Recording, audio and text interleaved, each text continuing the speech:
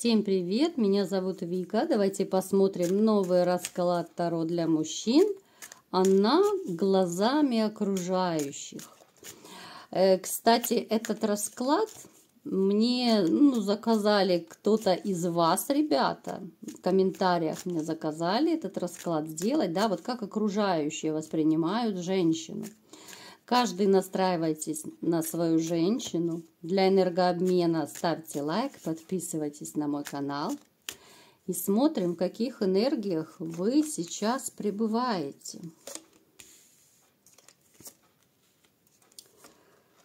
Так, ну вот на пороге перед будущим. Вот на пороге любви, да, вот вы очень такой человек, ориентированный на любовь. Вы как будто стоите вот перед своей новой жизненной полосой, перед новым жизненным этапом, именно любовным таким этапом. Вот ваш сложный период, я бы сказала, что он остался уже больше позади. Скорее всего, он проигрывается с любовным треугольником, с изменой, с предательством. Да, было тяжело, было непросто.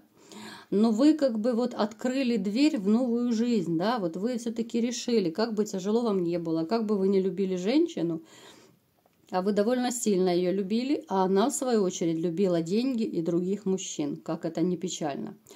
Но все-таки, знаете, вот вы надежду не потеряли. Вы смотрите с надеждой в будущее. Причем вот вы уже как будто, знаете, как будто присматриваете себе новую женщину. Кто-то больше, кто-то меньше, но пытаетесь что-то делать, да, может быть, кто-то пытается уже даже знакомиться. Вы такой человек, очень ориентированный на отношения. Это может даже идти у вас родом из детства, когда еще родители вам привили то, что семья это главное, да, что вот обязательно должна быть семья, дети, да, вот не жить просто одиноким холостяком, бобылем, нет. Очень важный это момент для вас. И когда у вас вот именно, допустим, рядом с вами нет любимой женщины, вам очень плохо и некомфортно, потому что вам нужна пара. Вот как два близнеца, вам обязательно нужна пара. У нас выпал вот кубковый король, да, кубковый король это очень такой душевный, ранимый, очень семейный человек. Для вас очень важно эмоциональное состояние, да, вот если есть более жесткие мужчины, да, вот мечевой король, допустим, то там уже более хладнокровные, более такие вот эмоционально холодные люди проигрываются. Здесь же у нас выпал король кубков. Это человек, то есть, ну, это мы вас сейчас описываем, да? То есть это человек, который всегда поможет. Вы можете, знаете, пойти даже на уступки. Причем можете пойти на уступки в ущерб себе. Бывают такие ситуации, вы можете на себя наступить, на горло себе, как бы, особенно это касается, вот если это любимая женщина в отношениях, ну, вы с легкостью можете уступить легкому человеку, вы можете отдать последнюю рубашку. То есть, ну, такой очень положительный герой, я бы сказала. Кубковый король – это человек, который, ну, настолько вот, ну, просто соткан из эмоциональных каких-то вот переживаний. Вы очень эмоциональный человек. Некоторые из вас могут быть даже вот, ну, вспыльчивые, импульсивные. То есть вы живете на эмоциях. Если, допустим, вот тот же мечевой король, это уже более хладнокровный, логичный человек, да, вы живете эмоциями. Вот вы стараетесь, как чувствуете, так и делаете. В принципе, это правильно. Вот вы слушаете свое сердце, да, вы не умом просчитываете. Кстати, это ваша одна из ошибок еще в жизни. Вот вы очень, очень сильно слушаете свое сердце, вот особенно когда влюбляетесь. С одной стороны, это правильно, но с другой стороны, все-таки я вам скажу, ребята, нужно иногда и мозг включать. Потому что если мы одеваем вот эти вот влюбленные розовые очки и слушаем только сердце, потом начинается печалька, начинаются разные проблемы. А потом уже человек прозревает, начинает логически думать, что-то сопоставлять, да, вот в поведении, допустим, своей женщины. И понимает, что да, нужно было раньше подумать, обдумать, и тогда не было бы проблем. То есть вы очень-очень чувствительный, очень ранимый, очень сентиментальный человек.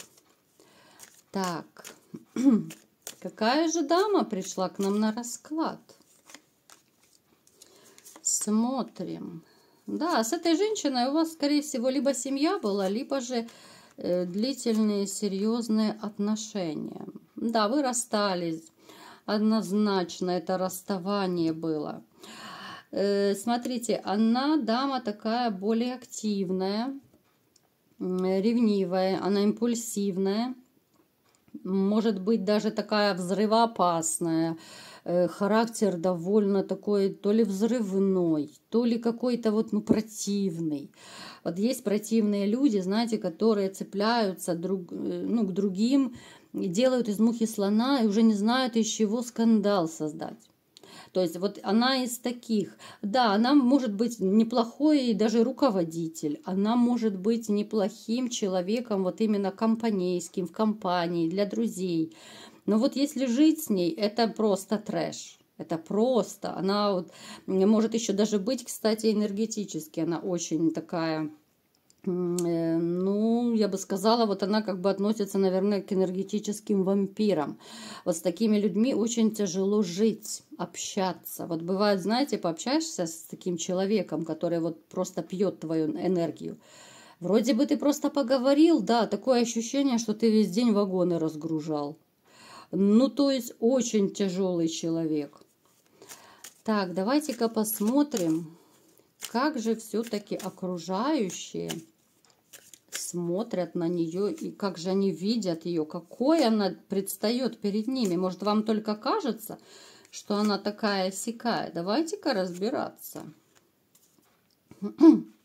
Смотрите, окружающие видят тоже довольно властной, довольно такой непростой, самовлюбленной, я бы сказала, коммуникабельной. К ней даже могут тянуться люди, особенно вот по работе, да, она может быть хорошим наставником, она может обучать, да, вот, допустим, людей, которые не очень-то разбираются вот в ее сфере. Она может учить, она может даже там какие-то семинары, я не знаю, там еще какие-то обучалки устраивать. Они видят ее, причем, я вам скажу, очень такой вот, ну, трудолюбивая, я бы сказала. Я не могу сказать, что она лентяйка. Также, смотрите, она им видится очень такая вот взвешенная, уравновешенная. То есть у меня такое создается впечатление, что с вами она была одной, а с людьми она была другой немного. Вот по характеру, по проявлениям. Такая вот своего рода двойственность в человеке. То есть она с вами была более взрывоопасной. Ну, это, в принципе, так и есть очень часто, я вам скажу по секрету, да, если кто не знает, что на работе человек ведет себя, ну, по одной манере поведения, да. Дома же человек более расслабленный. Здесь может быть и человек более взрывной становиться, более агрессивный, да, потому что вот почему-то у нас так принято, что, к сожалению, довольно часто люди срываются на своих близких. Вот нет настроения, да, мы срываемся на близких. Что-то там болит, где-то какие-то проблемы на работе или еще где-то, да. Мы срываемся на близких, потому что они как бы свои, они все стерпят, да, вот на работе мы же так не сорвемся, но это единицы, наверное, потому что как бы, ну, чужие люди все-таки неудобно, субординацию, может быть, нужно соблюдать и так далее. То есть она тоже, вот она предстает в глазах, вот смотрите, я пока что, я не вижу, чтобы ее видели такой плохой. Смотрим дальше, еще какой ее видят. Ее видят, смотрите, довольно щедрой, довольно любвеобильной. Я бы сказала, что она такая вот на помощь даже придет. Причем ее также считают, что вот она любит детей, очень любит детей. Так.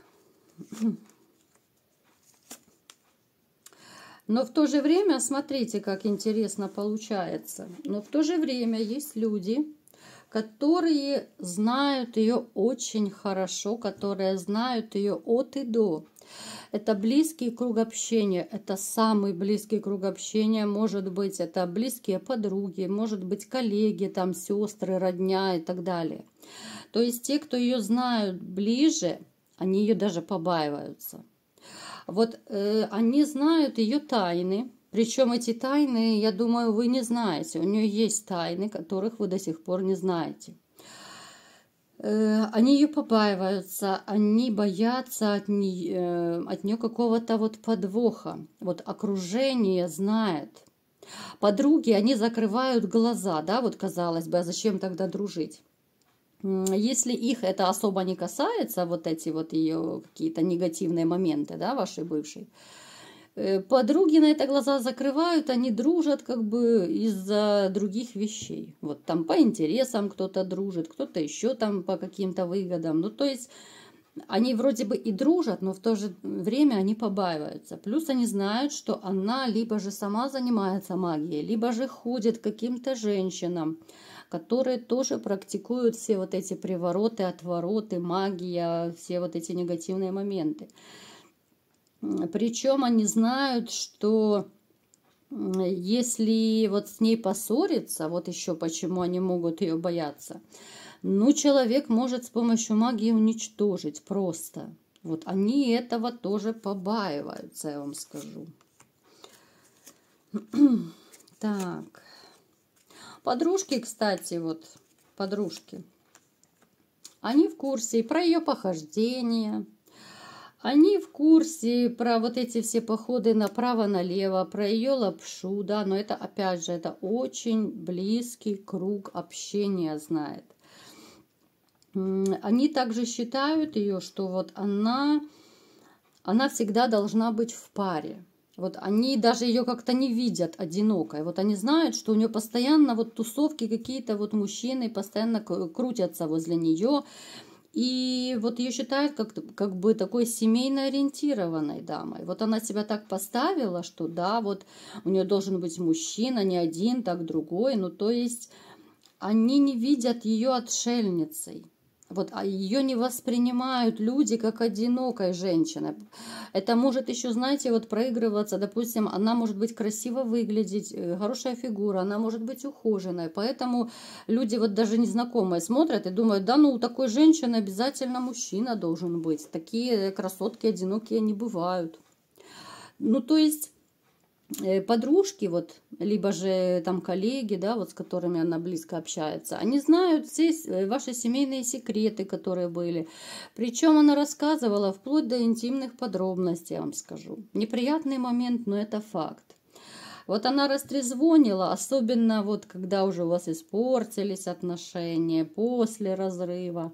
Вот она порассказывала им, что надо и что не надо, вплоть до интимных подробностей.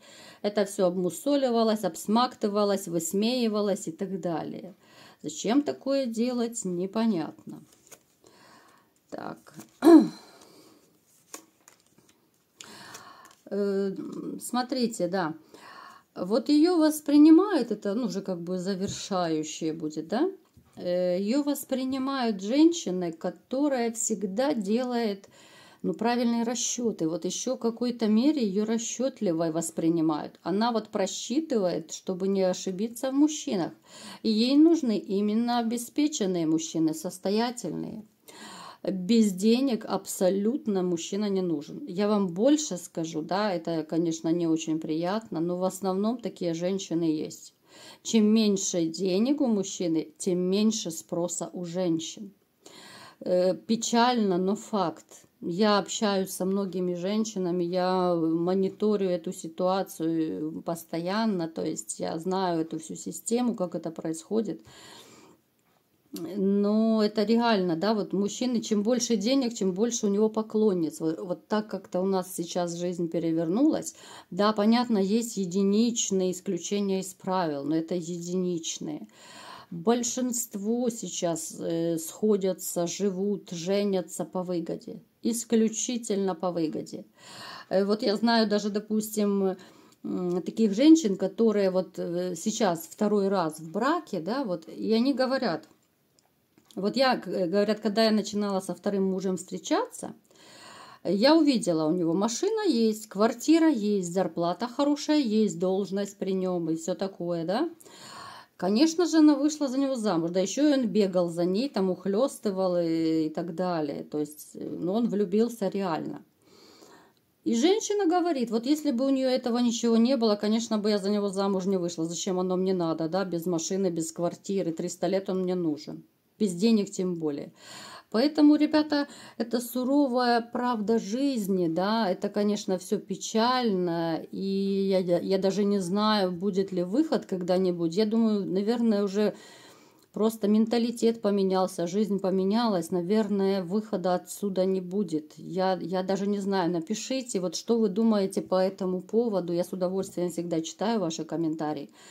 Вот как вы считаете, что будет дальше? Вот как выйти из этого, когда вот люди, как правило, встречаются корыстные, да?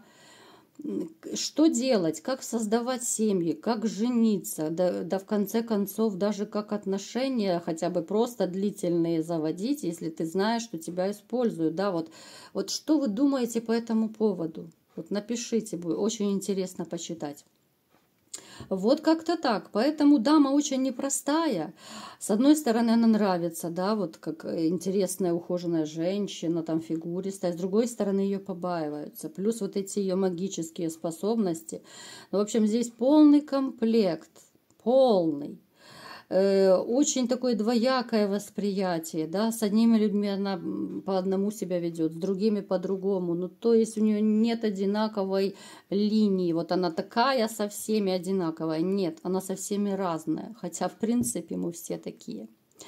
А вот такой был расклад, кому понравился, ставьте лайк, подписывайтесь на мой канал, и всем пока!